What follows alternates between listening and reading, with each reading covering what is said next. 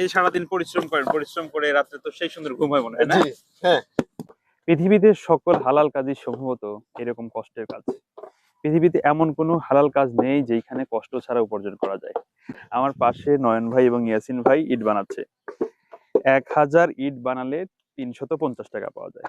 দেখেন কত কষ্ট। এই রোদের মধ্যে এক একটা ইট বানাতে গিয়ে দেখেন কি অবস্থা হয়ে গেছে ভাইদের।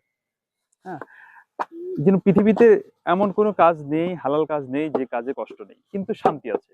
হালাল উপার্জনের মধ্যে যে শান্তি, পৃথিবীতে অন্য কোনো উপার্জনে এরকম শান্তি নেই। ভাই কেমন আছেন? এই তো ভাই আলহামদুলিল্লাহ। ভালো আছেন না? জি। এই ইট হচ্ছে কতগুলো দিন সারাদিন বানাতে পারেন? 2400 2600 2426 ইট বানাতে পারেন। 1000 ইট বানালে পরে কত টাকা পাওয়া যায়? 350 টাকা। 350 টাকা।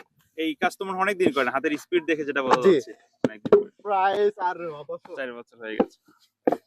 প্রতিদিন কত, মানে আপনি সর্বোচ্চ কত বানাইতে পারেন ইট? আমার হয় হচ্ছে 2600। 26 ইট বানাইতে পারেন জি না? আচ্ছা।